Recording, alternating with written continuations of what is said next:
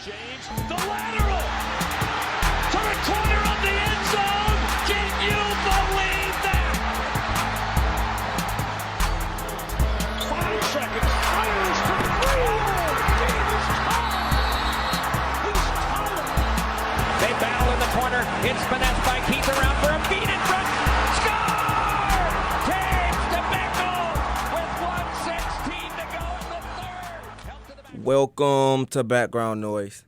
Now, before we get to this podcast, I want to thank all you guys who are out there tuning into my videos and supporting me. If you haven't already, like, share, and subscribe to this podcast.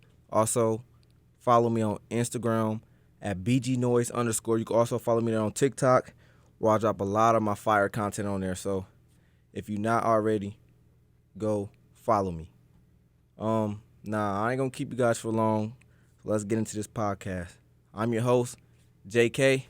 Let's get it. Nah, the NBA season just started up about a week ago, and I can already tell you that this season is about to be probably the best season in a long time. It was a lot of trades that happened in the offseason, and a noticeable performance that I've been watching and I've been excited and couldn't wait to see was Donovan Mitchell. Donovan Mitchell been averaging at least 33 points a game, 7 assists, and they've been winning. And for a long time, watching Donovan Mitchell, this like the happiest I've seen Donovan Mitchell.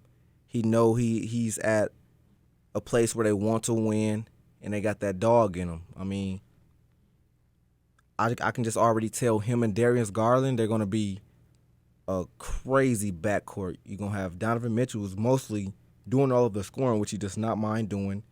You got Darius Garland, who also can score and distribute the ball as well.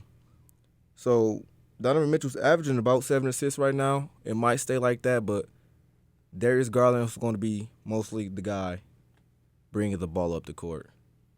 They have a nice front court with Evan Mobley and Jared Allen. So I feel like that this team is well put together and they can make a big push in the playoffs. I'm excited to see them. They're gelling well. It's just the beginning. It's just the start of the season, so I really can't say too much on it. But I'm really looking forward to watching him play and when Darius Garland come back, seeing what they do in that backcourt. Another big trade that had happened was Rudy Gobert. Now, I've been watching their games also, and I just don't know that they're finding their roles yet. With Cat and Rudy Gobert being on the floor at the same time, it's pretty difficult to like get some offense and get an offense in motion. Because you have Rudy Gobert, who's like not a true offensive scorer, and then you have Cat, who like really can't play in the paint like he wants to, or so he got to be like an outside type of player, which he can do because we know he's a great shooter. But I just feel like this trade wasn't thought through as it should have been. I mean, it's a great, what you want to call it, a great defensive scheme and things like that. But I just feel like their play style is going to be slowed down so much having Rudy Gobert on that floor. Now, if you're just thinking defense, this is a great pickup. I mean, he's averaging like 20 rebounds a game right now. So, I mean, I don't see how somebody want Rudy Gobert on their team. So, I just feel like this one wasn't a win for the Minnesota Timberwolves, and they're not playing that great of a basketball game. They're not playing that great of a game. So, I feel like they still have some work to do with their trade, but I can see it working just a little bit. But I just don't know how far they're going to get in the playoffs, being that they do not have that offensive power that they need. Now they have the defense, as you can see, and they are some scrappy players, but I do not see them getting real far in the playoffs. Another trade that I couldn't wait to see was the DeJounte Murray one, and he was traded to Atlanta Hawks. Now that backcourt is going to be something crazy. Now I already seen them play together, and it works fine. Like nothing ever happened. Like you always have a ball dominant player on the floor. You have Trae Young. He's averaging like 25 points a game, 11 assists, and then you got DeJounte Murray matching his playing style with 19 points, 8 rebounds, 7 assists. So I just feel like they're handling their trade pretty well, and they're mashing together. You can always have DeJounte Murray play with that second unit coming off the bench when Trae Young sit out. So I feel like that this was a great pickup for the Hawks. He also brings a lot of energy and some scrappy defense, and that was something else that the Atlanta Hawks needed. And you don't want the ball in Trae Young's hands all the time because it gets old. People catch on to things. So adding DeJounte Murray and another dominant ball handler was a vital asset for the Atlanta Hawks. What other trade happened? The Ben Simmons one. I mean, I really don't want to talk about that one for real. It's Ben Simmons. I watched a couple of their games. I just watched their game last night, and they played the Grizzlies. Now we know Ja Morant, he was going crazy. So and then they had Desmond Bane, who also had a career high, like 38 points. So they had a tough game. But watching Ben Simmons on the floor with Kevin Durant and Kyrie Irving, he just felt like he looked like he didn't know what he was doing for real. Like it was just boring. Like he get the ball and he set like some type of little screen for Kevin Durant and Kyrie, and that's all he was doing. So it's like it was boring. Watching Ben Simmons play is just so boring. I mean, I don't know. And he also fouled out, if I'm not mistaken. But I don't know if adding Ben Simmons is going to be like something good for the Brooklyn Nets, being that all he have really is like defense. And he can, I get it, he can pass the ball a little, but when you can't shoot, you're not playing tight up on a player anyway. So I mean, I don't know how well that's going to work, but I don't see anything good coming out of that trade for real. If I'm not mistaken, he's not doing so well his first couple games. So I mean, then again, it's the beginning of the season, so I can't really say too much. But from what I'm seeing, I do not like it. I don't like it at all.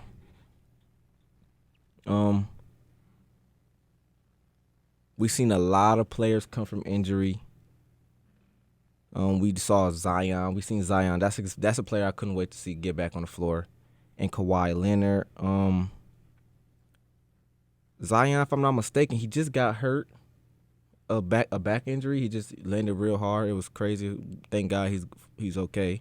But he's day-to-day now. But Zion, he's been doing pretty good since his return. He's averaging 22 points a game, 6 rebounds, and 2 assists. I mean, I always couldn't wait to see Zion because I don't know how he does it, but he's bullying these grown men. And it's like, bro, how are you doing that? It's crazy.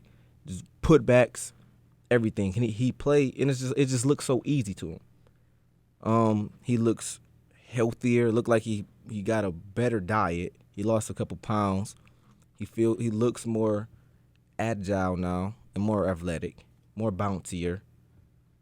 Not that he already was, but more bouncier. So if the Pelicans, if they can stay healthy,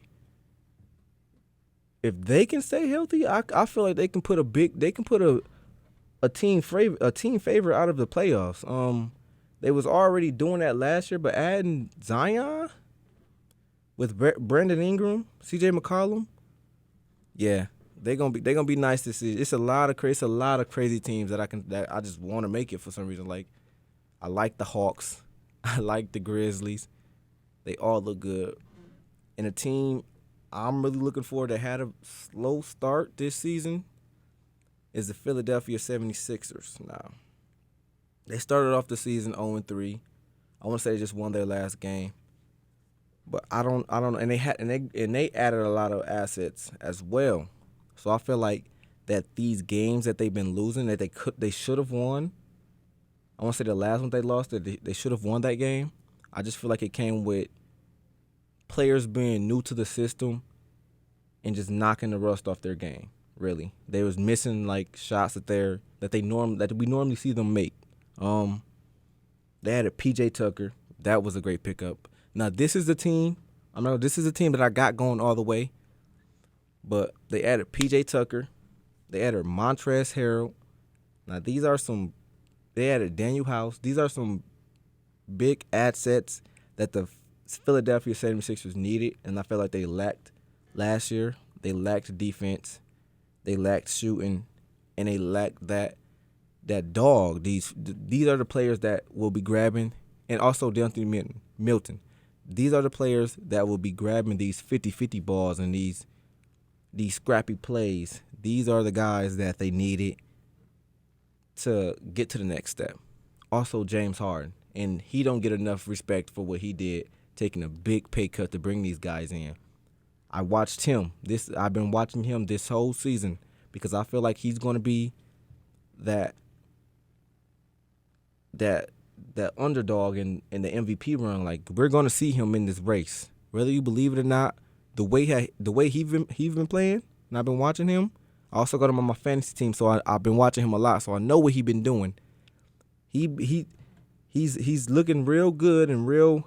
It looked like he dropped 100 pounds. I don't know if he dropped 100 pounds for real, because if you dropped 100 pounds, how much have you been waiting? Because you still look 220. So, but no, James Harden been looking real good. He's averaging 26 points a game, 9 assists, 8 rebounds, and that's only off 3 games. And not to mention, you still have Joel Embiid. So I feel like if James Harden can play the way he been playing, with a lot of energy and making these crazy step backs and making people fall like he been doing in his Rocket days, because I've been seeing glimpses of it, I feel like that they're going to go all the way. And once Joel Embiid get to going, he had a pretty slow start of the season.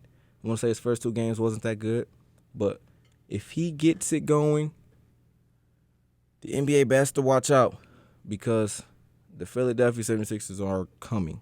They're coming. Another player that I've been watching and been shocking me, not that he wasn't doing it before his injury, is Damian Lillard. Like, Damian Lillard been carrying this Portland Trailblazers team, and it's crazy. If I'm not mistaken, he just had a 44-point game. If I'm not mistaken, they're 3-0, so they haven't lost yet. But Damian Lillard just won player of the week alongside with Jason Tatum. He's been averaging 34 points a game, 4 assists and 5 rebounds. 34 points is crazy. I don't know how they playing him, because I haven't been keeping up on all their games, but he's been shaking the NBA, and he's letting everybody know that he's back. They're 3-0.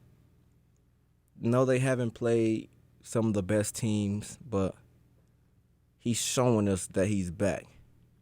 So can't wait to see how he does in the NBA this season. Hopefully he can stay healthy, because these are a lot of players that we missed last year. It was a lot of injuries last year. But this year, most of the players are back, and they're all looking good. Kawhi's looking good.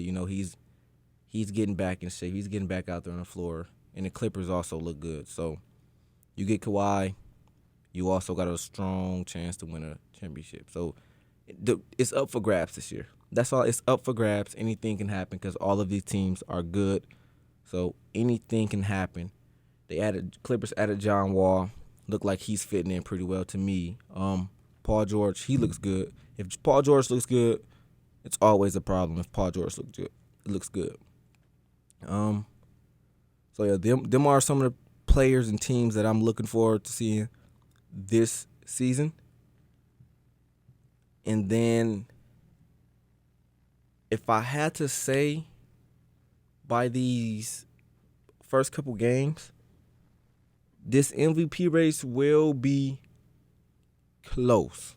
It will be close. If everybody keep playing like how they're playing. Of course, you see I haven't really said anything about Jokic, but he's been averaging a triple-double, so that's easy for him now. But you have Jason Tatum. They just lost the last game, but he been going crazy. He was also one of the players that won player of the week. He been averaging 34 points a game, 8 rebounds, and shooting 58% from the field. Like, that is crazy. And they already got some big W's on their record. They beat Philly. So yeah, they have some big W's on the record.